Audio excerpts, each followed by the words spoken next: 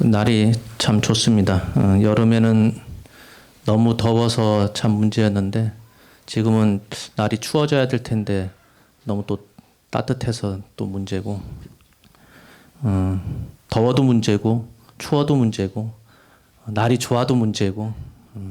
사람들은 모든 걸 이렇게 긍정적으로 바라보기보다는 나한테 불편한 점을 항상 찾아서 거기에 대한 불만을 많이 토로하는 것 같아요. 예, 그러다 보니까 우리가 맨날 부처님 가르침 하면서 이렇게 절에 나와서 기도하고 열심히 공부하긴 하지만은 사실은 저도 출가한 지가 26년 됐지만은 뭐가 뭔지 잘 모르겠더라고요.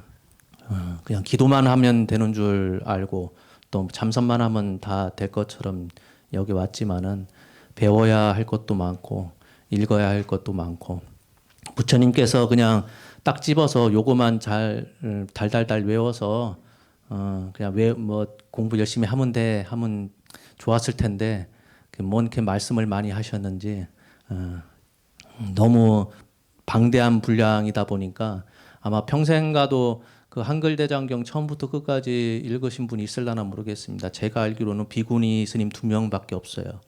그분은 이제 은사상자 관계인데 한글대장경이 처음으로 번역돼서 나올 때 두 분이 원력을 세웠는가 봐요.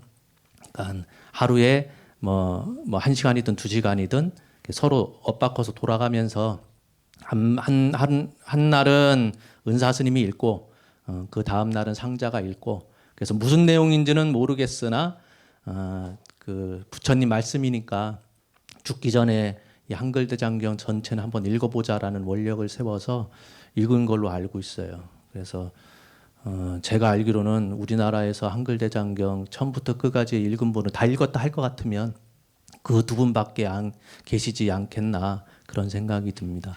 저도 그 글 공부한다고 책을 많이 사긴 했으나 출처를 찾기 위해서 책을 많이 구입했지 책 자체를 처음부터 끝까지 읽은 게 사실은 몇 권 되지 않습니다.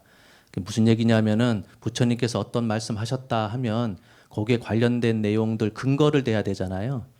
그냥 제가 얘기한다고 해서 다 부처님이 말씀하신 게 아니니까 제가 예를 하나 들더라도 이게 부처님께서 어떤 경전에서 이런 말씀하셨다라는 근거를 제시하지 않으면 다 거짓부렁이거든요. 그러니까 저 혼자 떠드는 말이니까. 그래서 그런 출처 찾기 위해서 책을 많이 구입을 해봤지, 그러다 보니 처음부터 읽은 책은 손에 꼽을 정도죠. 그러다 보니 사실은 불교가 쉽다고 할 것 같으면 참 쉽고 어렵다고 할 것 같으면 한두 곳도 어려운 것 같습니다. 그러니까 외워서 될 일도 아니고 마음이 다 이렇게 만들었다 하니 마음 한번 돌이키면 될 것도 같은데 그게 참 쉽지가 않죠. 제가 곰곰이 이렇게 되짚어 보면 말은 부처님께서 세상 이치에 대해서 우리들한테 알려주고 거기에 대해서 우리들이 깨달으면 된다 그렇게 말씀하신 듯한데 그것도 맞는 말씀이시죠. 근데 이런 어지러운 세상에서 곰곰이 생각을 해보면 부처님의 가르침을 통해서 우리가 얻어가야 될 게 무엇일까라고 생각을 해보면 사실은 부처님께서는 딴 게 아니라 우리들한테 원하는 바는 제가 보기엔 딱 한 가지밖에 없어요. 삶의 방식을 좋은 쪽으로 선의로 바꾸는 것. 그러니까 부처님 공부 열심히 해서 절에 나와서 기도 열심히 하는 이유는 내가 살고 있는 삶의 방식을 바꾸기 위해서 하는 거거든요. 그러니까 세상을 바라보는 시각, 나에 대한 가치관, 그런 것을 선의로 바꾸는 것, 좋은 쪽으로 이렇게 바꾸는 것이 목적이지, 천상에 태어나거나 깨달음을 얻어서 이렇게 밥해야 될 시간에 밥 안 하고 그냥 좌복에 앉아 있는 게 장땡은 아니거든요. 제가 우스갯소리로 항상 얘기하는 게 이 순간에 우리가 제 얘기를 누군가 듣고선 퍼뜩 깨우침을 얻어서 부처의 경지, 보살의 경지에 오른다 하더라도 결국은 월요일 날 출근해야 되고 저녁 되면은 또 밥해야 되거든요. 그러니까 부처님도 밥을 하셔야 돼요. 결국은 출가하지 않은 사문일 것 같으면 여러분들 제가자가 공부 열심히 해서 아라한과를 얻었다 하더라도 집에 가면 그 역할을 할 수밖에 없는 거거든요. 그러니 불교는 딴 것이 아니라 공부 열심히 해서 삶의 방식을 바꾸는 겁니다. 그러니까 세상을 이제 좋은 쪽으로 긍정적으로 바라보는 그 전까지만 해도 모든 게 불만이었고 왜 나만 이렇게 힘든 세상에 이렇게 외롭게 있는가라고 여겨왔다면 그런 시각을 좀 돌리는 것 그게 부처님 가르침의 가장 큰 맥락인 것 같아요. 보면 우리가 그런 얘기 많이 들어봤을 겁니다. 이 세상은 우리가 생각한 것에 의해서 이렇게 펼쳐진 것이다. 그런 얘기 많이 들어보셨죠?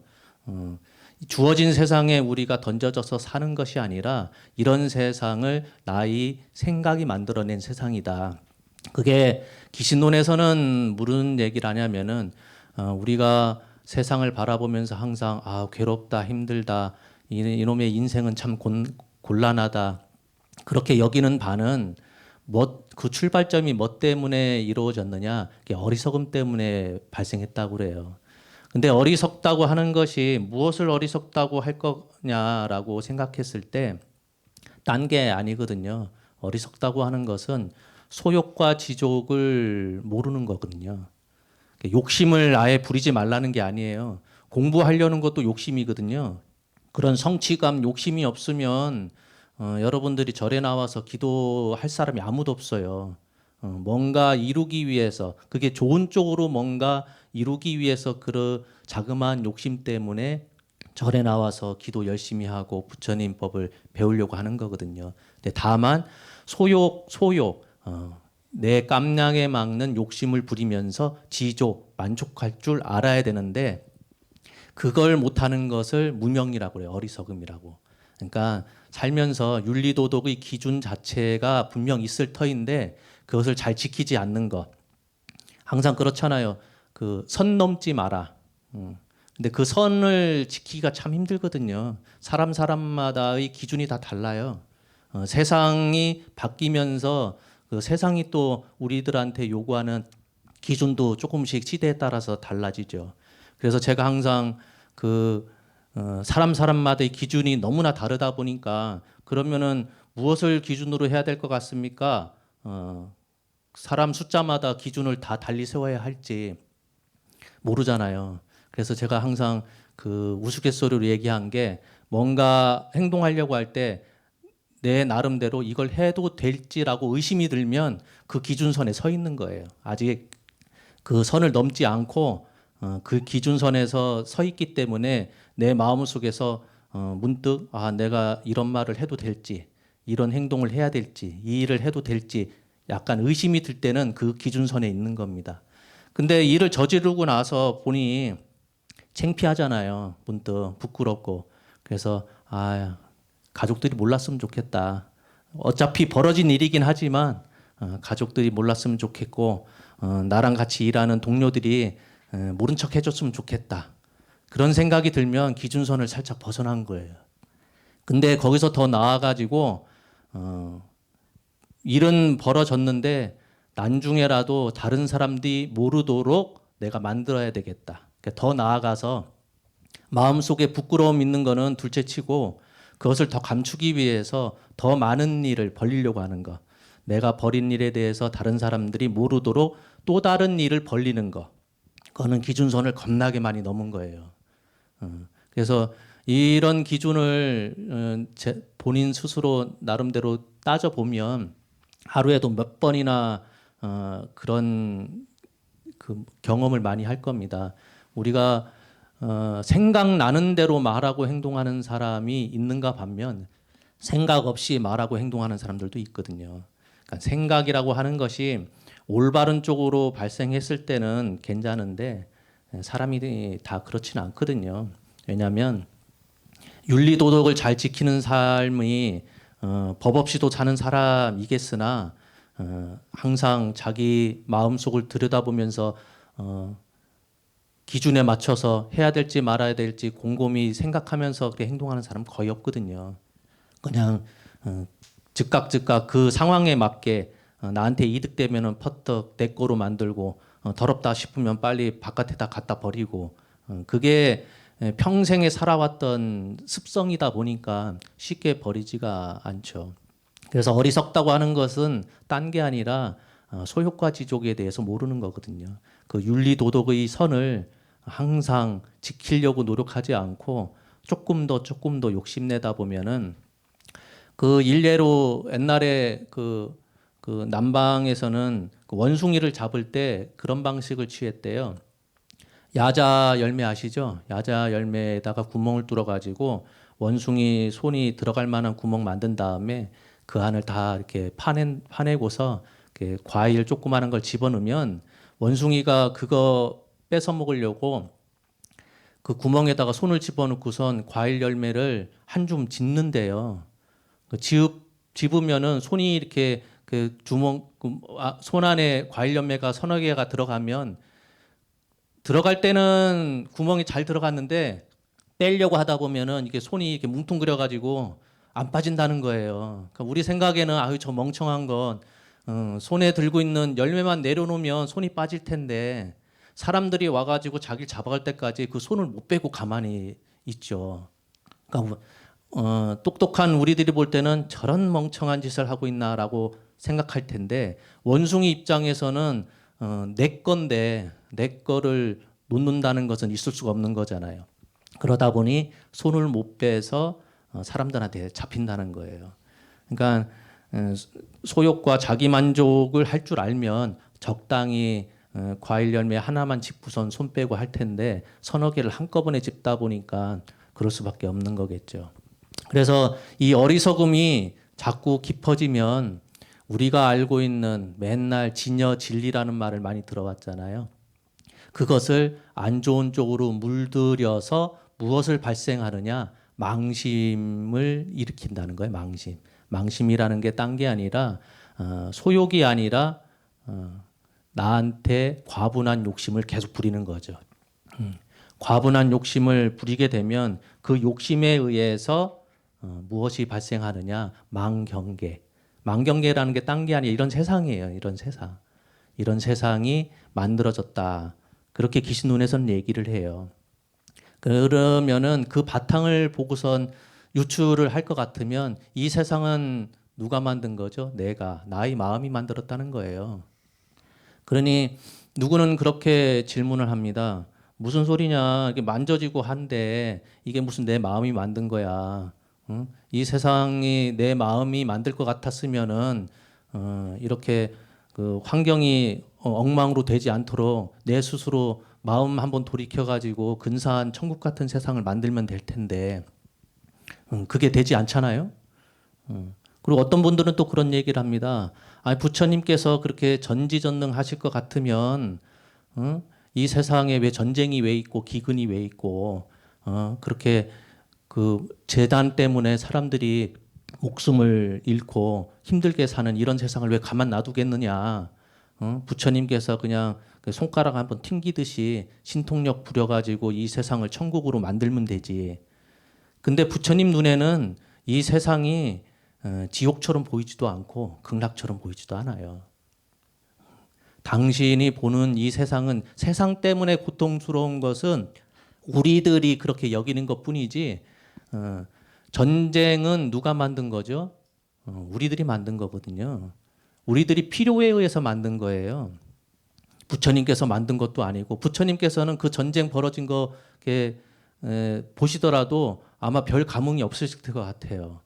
왜냐하면 그런 세상은 실제로 존재하는 세상이 아닌데 우리 스스로 우리 마음 속에서 자그마한 욕심 때문에 만들어낸 세상이거든요. 실제로 석가열의 행족성에서 보면 세상이 만들어지는데 세상 만들어진다고 하면은 지옥도 만들어야 될 것 같잖아요. 근데 그렇지가 않다는 겁니다. 세상이 처음 만들어졌을 때는 지옥이라는 게 없었는데 사람들이 죄를 짓다 보니까 잘못을 짓다 보니까 죄 지은 사람들이 가야 할 곳이 생겨나야 되잖아요. 그래서 지옥이 생겼다는 거예요.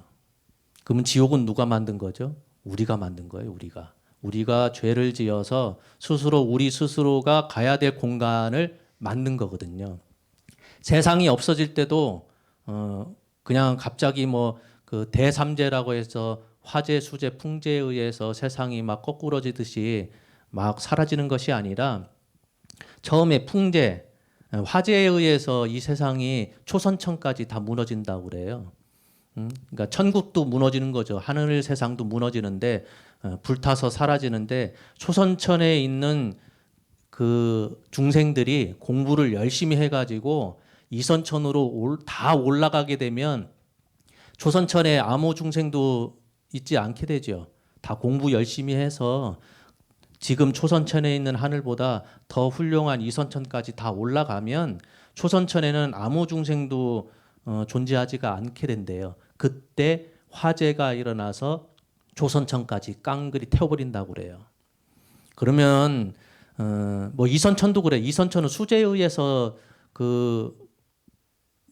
표현이 그렇게 돼 있어요. 소금이 물 녹듯이 사라진다. 그렇게 경전에 표현되어 있어요. 소금을 물 대야에다가 집어넣으면 한 주먹 집어넣으면 언제 집어넣는다 쉽게 녹아버리잖아요.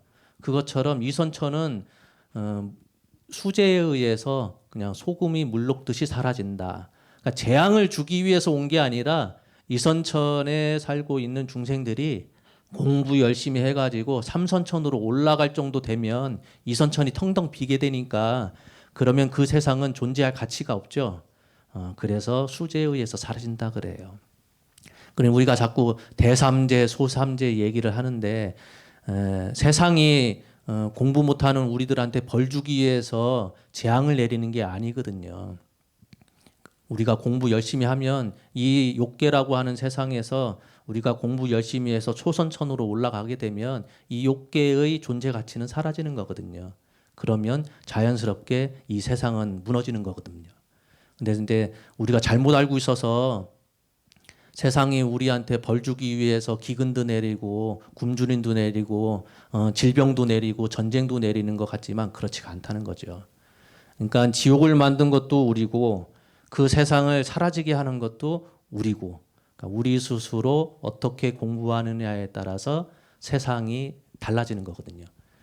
그런 이유가 왜 우리가 어리석음 때문에 무명을 더 안 좋은 쪽으로 막 덮다 보니까 거기에서 무엇이 발생했느냐 망심이 발생하고 적당한 욕심 부리면 될 텐데 자꾸 욕심이 과해지다 보니까 망념에 의해서 망경계가 나타난다. 기신론에서는 그것을 염훈습 안 좋은 쪽으로 물들이는 그런 그 과정이라고 그래요. 그래서 거기서 질문 자체가 그렇게 뭐라고 되어 있냐면은 어떻게 훈습하길래 염법 안 좋은 쪽으로 막 물들어가는 그런 일들이 끊임없이 일어나느냐라는 질문하에 그 마명보살께서 써놓은 얘기가 그거예요.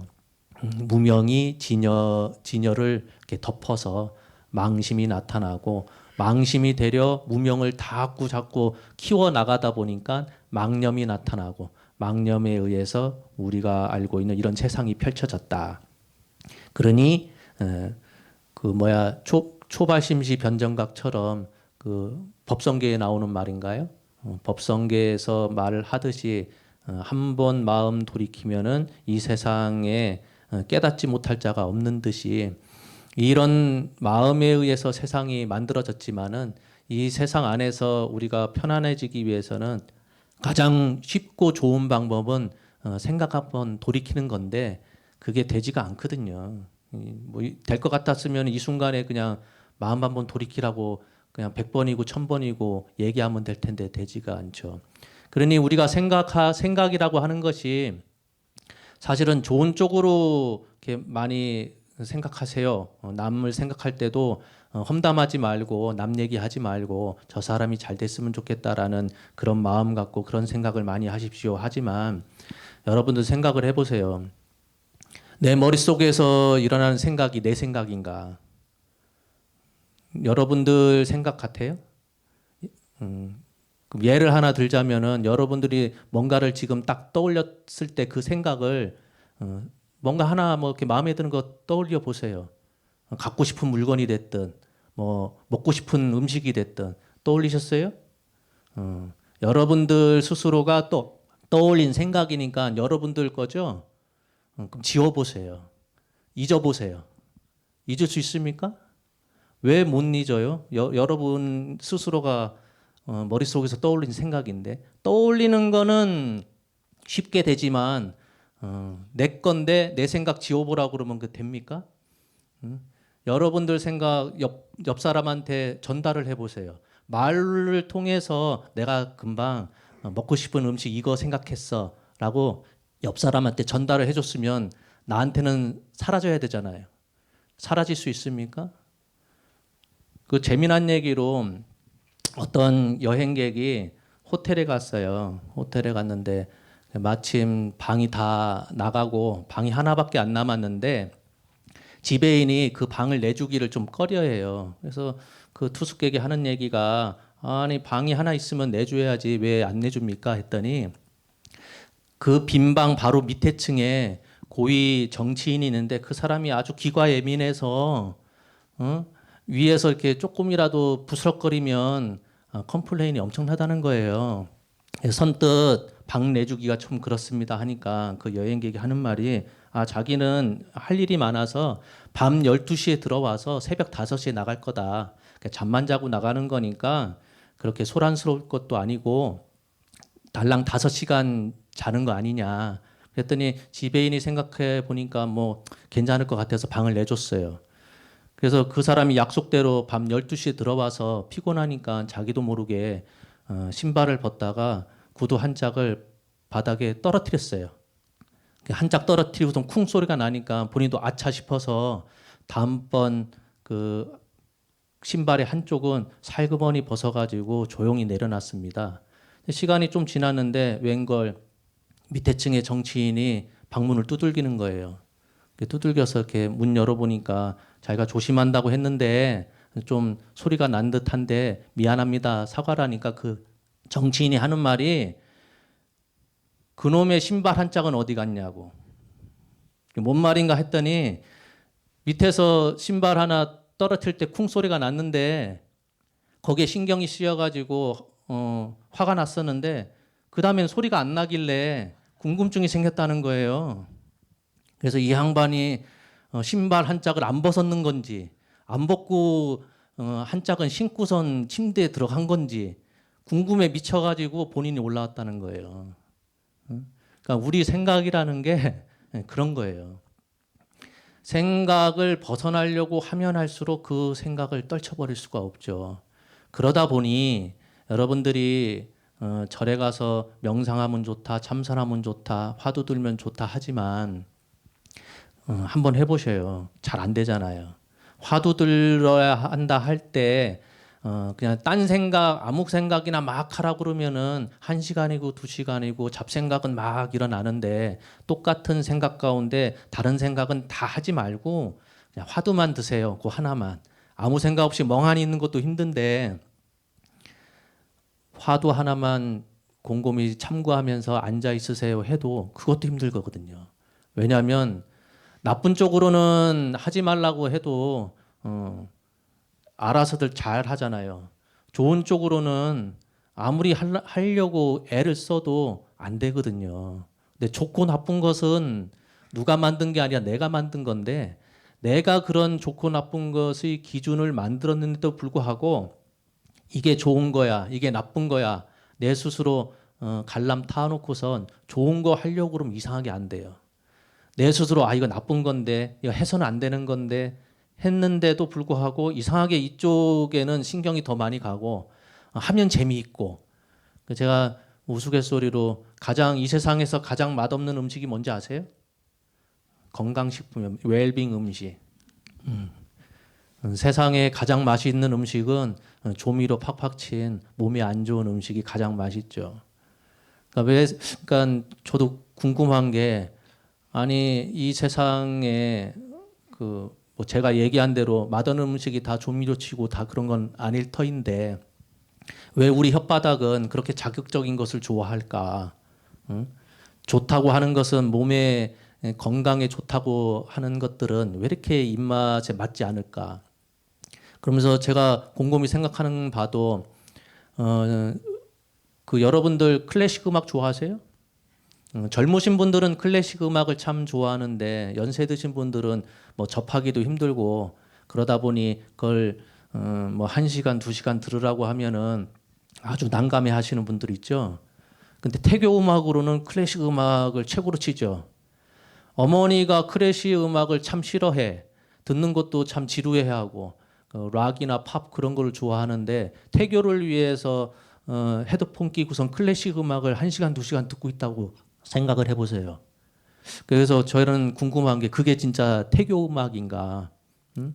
어머니는 지겨워서 죽겠는데 아이를 위해서 클래식 음악을 1시간, 2시간 듣고 있어야 돼요.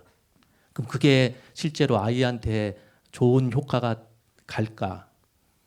그러니까 생각을 해보면 뭐 말이 좀 벗어났지만 우리가 내 거다라고 하지만 여러분들도 예를 들었다시피 내 생각이라고 얘기했지만 그게 내 생각인가?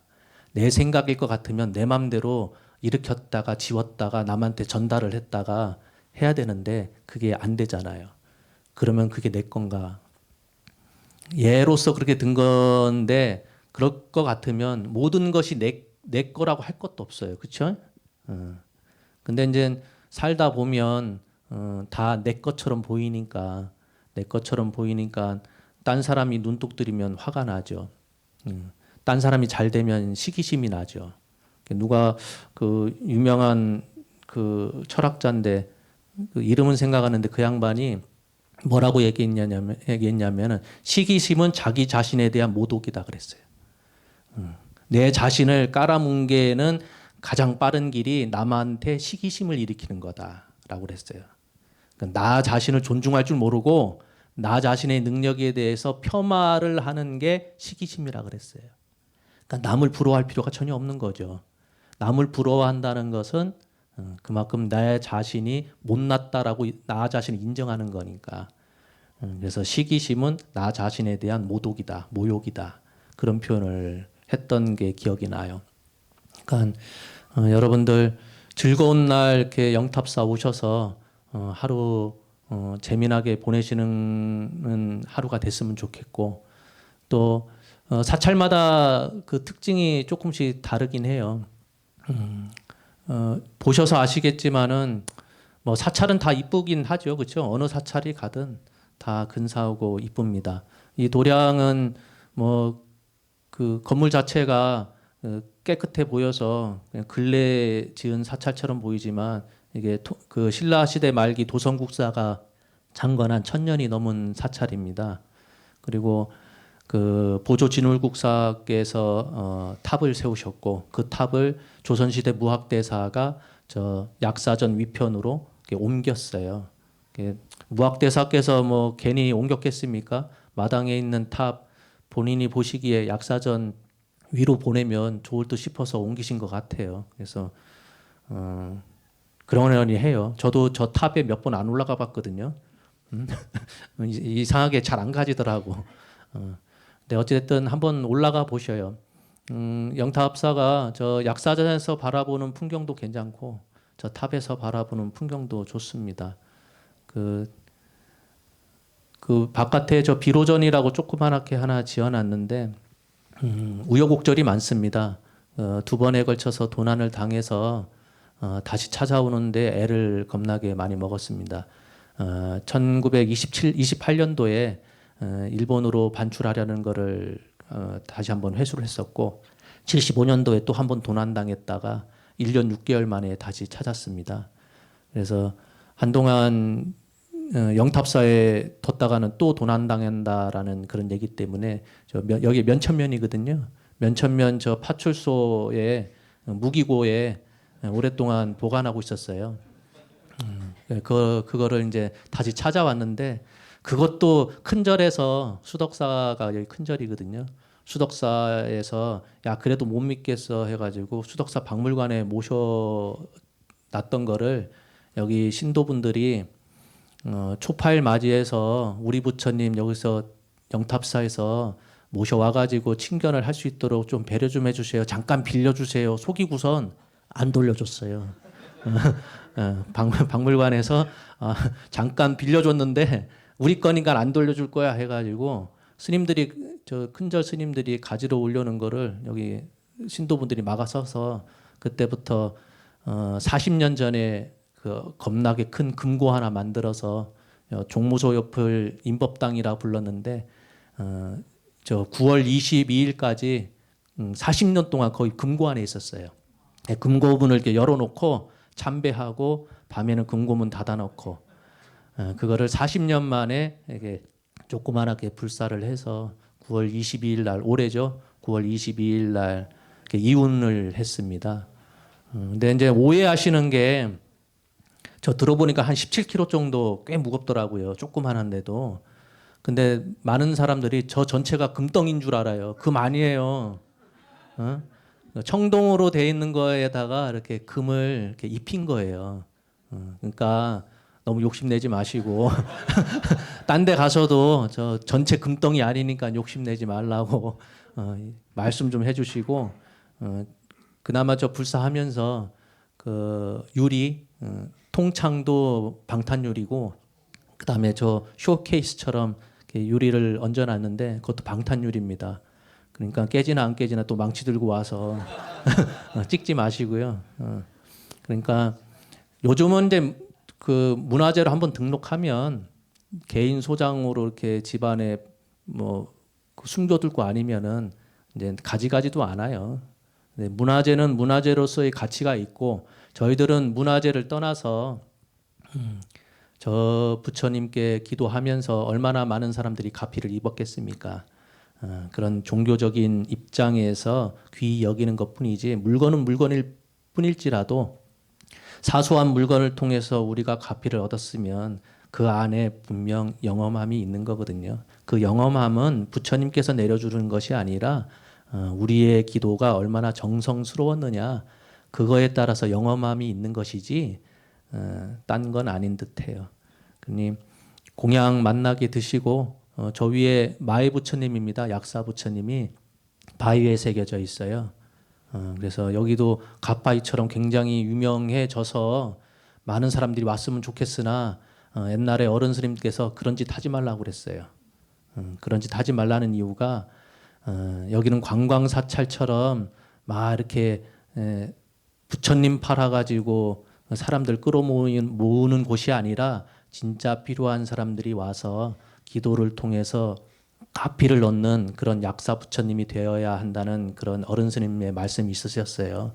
그래서 이 지역 사람들은 그래도 소원 하나 들어준다는 그런 생각하에 와서 기도 열심히 하시는데 밖에 있는 분들은 잘 모르시는 분들이 있어요. 우리가 팻말도 안 해다 보니까 그냥 마당에서 한번 쑥 돌다 그냥 가시는 분들도 많아요.